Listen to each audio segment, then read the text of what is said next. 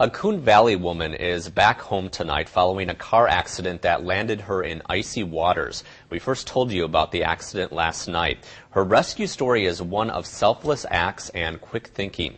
Tonight we hear from the two men who helped save her life. News 8's Kristen Alicerio has the story.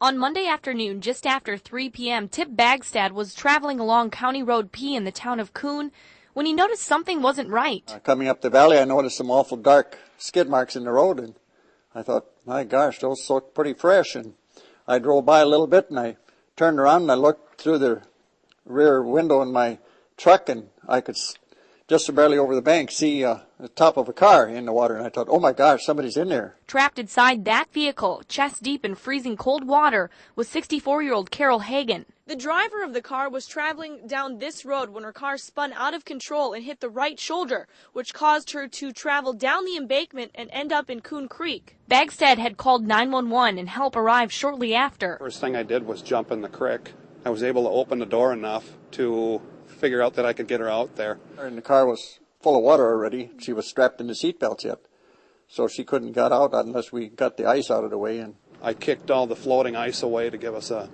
some free movement, but that current there is pretty strong, and that's what I was fighting.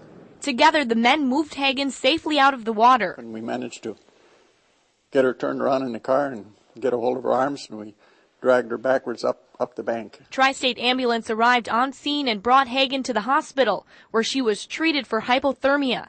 Coon Valley police can't say enough about the quick thinking of Tip Bagstad. And with the assistance of a good Samaritan, we, it was a success. Near Coon Valley, Kristen Alicerio, News 8.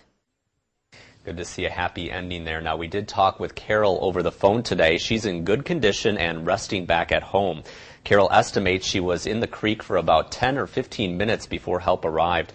And when she was released from the hospital today, it was Tip Bagstad, the man who had called 911, who brought her home.